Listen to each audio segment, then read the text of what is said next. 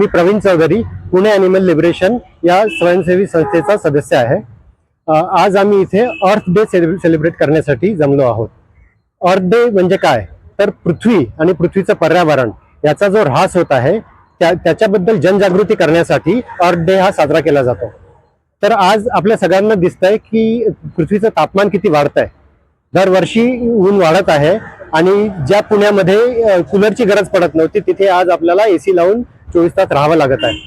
तर हे असंच वाढत राहिलं तर पृथ्वी आपली राहण्यायोग्य राहणार नाही। आपल्या ज्या पुढच्या पिढ्या आहेत त्या कशा जगतील। जे मोठमोठे हिमनग आहेत, जे आपण ग्लोबल वॉर्मिंगमुळे ते हिमनग वितळत आहेत आणि समुद्राची पातळी वाढत आहे। हे असे बदल सुरू राहिले तर मोठा हाहाकार होणार आहे। तर हे याबद्दल आम्हाला जनजागृती करायची आहे की हे कसं थांबवावं, यात आपण काही योगदान देऊ शकतो का?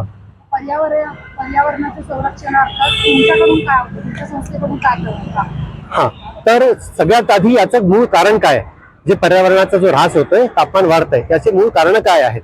तर आपल्याला दोन कारण याचे सर्वांना माहित असतात की एकतर प्रदूषण वाढतंय, की वाहनं वाढले आणि मोठमोठे कारखाने वाढलेत, त्याच्यामुळे प्रदूषण वाढतंय। आणि दुसरं, या प्रदूषणाला कंट्रोल करण्यासाठी जे वृक्ष असतात तर त्या वृक्षांची पण आपण तोड करतोय, जंगलांची तोड करतोय। या दोन्ही कारणांमुळे हे जगाचं तापमान वाढत आहे। तर पण तिसरं एक खूप मोठं कारण आहे जे आपल्याला माहित नसतं, ते कारण आहे पशुपालन। तर म्हणजे आता हे थोडंसं सरप्राइझिंग वाटेल की पशुपालनामुळे कसं काय प्रदूषण वाढेल। तर त्याचं कारण असं आहे की पशुपालनासाठी प्रचंड प्रमाणात जमीन लागते, म्हणजे पशूंना ठेवण्यासाठी आणि त्यांचं खाद्य पुरवण्यासाठी, या दोन्हीसाठी खूप मोठ्या प्रमाणात जमीन लागते। तर त्या जमिनीसाठी आपल्याला ऑब्व्हियसली वृक्षतोड करावी लागते, जंगल तोडावे लागतात। तर एक कारण हे झालं। आणि दुसरं, भारतामध्ये आपल्याला माहित आहे की डेअरी उद्योग हा दुग्ध व्यवसाय खूप मोठा आहे। तर दुग्ध व्यवसाय जो आहे तो गाई आणि म्हशींनी चालतो आणि त्या दुग्ध व्यवसायामध्ये भारत जो आहे तो जगात अव्वल आहे, पहिल्या नंबरचा देश आहे। तर या गाई म्हशी ज्या असतात यांच्याकडून एक वायूचं उत्सर्जन होतं, तो वायू आहे मिथेन। तर आता मिथेन वायू जो आहे तो का घातक आहे, जसं आपल्याला माहित आहे की कार्बन डायऑक्साईड, त्याला आपण मानतो की कार्बन डायऑक्साईडमुळे प्रदूषण होतं आणि त्यामुळे तापमान वाढतं। पण मिथेन वायू जो आहे तो कार्बन डायऑक्साईड पेक्षाही 80 पटीने जास्त तापमान वाढवतो। म्हणजे 1 किलो कार्बन डायऑक्साईडने जेवढं तापमान वाढेल त्यापेक्षा 80 पटीने तापमान वाढेल मिथेन वायू, 1 किलो मिथेन वायूमुळे। तर हे बहुतेक कोणाला माहित नसतं। आणि तो मिथेन वायू येतो कुठून, तर गाई म्हशी जे प्राणी असतात तर हे प्राणी त्याचं उत्सर्जन करतात आणि तिथून तो मिथेन येतो। तर भारतात इतक्या म्हणजे लाखो गाई आणि कोट्यावधी गाई म्हशी आहेत, तर तुम्ही विचार करा की किती मोठ्या प्रमाणात मिथेन उत्सर्जन होतोय आणि किती तापमान वाढवण्यात ते कारणीभूत ठरत आहे। तर हे झालं कारण। पशुपालन करायचं मग ह्या गाई म्हशी ज्या आहेत, बायोडायव्हर्सिटी कशी राहणार जर यांना नाही पाळलं किंवा यांना जीवन जगू नाही दिलं? तर बघा, गाई म्हशींना मारून टाकायचं असा आमचा स्टँड नाही, ही आमची भूमिका नाही आहे। तर तुम्ही जी बायोडायव्हर्सिटी बद्दल बोललात ते खूप चांगलं आहे। तर कसं आहे की पशुपालनामुळे बायोडायव्हर्सिटी निर्माण नाही झाली तर तिचा ऱ्हास झालाय, ती नष्ट झाली आहे। ती कशी, तर जंगलात तुम्ही पाहिलं तर कोणतेही प्राणी जे आहेत त्यांची संख्या खूप कमी असते। आता हरिण आहेत, ते गाई म्हशींसारखेच जे आहेत ते गवत खाणारे किंवा झाडपाला खाणारे प्राणी आहेत।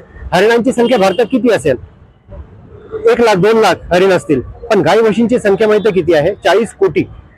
ती कशी काय झाली, ती नैसर्गिकरित्या नाही झाली। आपल्याला त्यांचं दूध पाहिजे म्हणून कृत्रिमरित्या त्यांचं गर्भधारण करून आपण त्यांची संख्या वाढवलेली आहे। तर कोणत्याही एका प्राण्याची तुम्ही खूप संख्या वाढवणार, जशी की मानवाची इतकी आपण लोकसंख्या वाढवली तर आपल्याला माहित आहे की त्याने समतोल बिघडत आहे। तसाच कोणत्या पण प्राण्याची संख्या वाढवली तर त्याने पण समतोल बिघडणार आहे।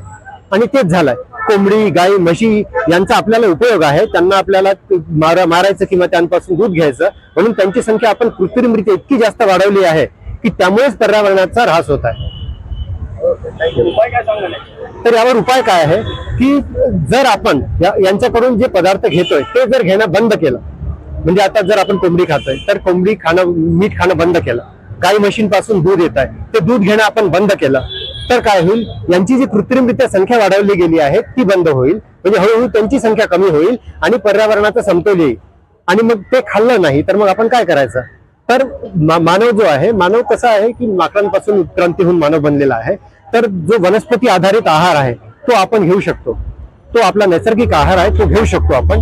आणि हे पण खरं आहे की अश्मयुगीन मानव आहे तो पण थोडासा प्राणी खायचा, मांस खायचा, पण त्यावेळेस त्यांचं पशुपालन करून कृत्रिमरित्या त्यांची संख्या वाढवली नाही जायची, त्यामुळे पर्यावरणावर तसा परिणाम पडत नव्हता जो की आज पडत आहे. आणि आज इतकं कमर्शियल झालेलं आहे की कोणतेही उद्योग केला तर त्या उद्योगामध्ये फक्त प्रॉफिट, नफा हेच एक तुमचं ध्येय राहतं जो पण उद्योग करतोय.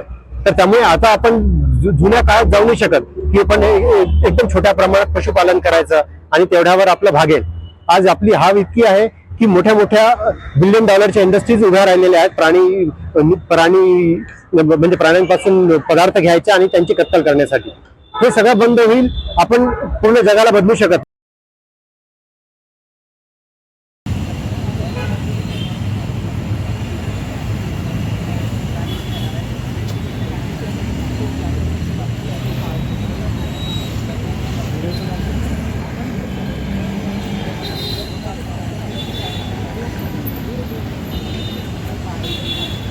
अंडी, त्यांचे दूध, त्यांचे चमडे, आम्हाला काय पाहिजे? आम्हाला ते कधी पाहिजे? आम्हाला काय पाहिजे? आम्हाला ती कधी पाहिजे?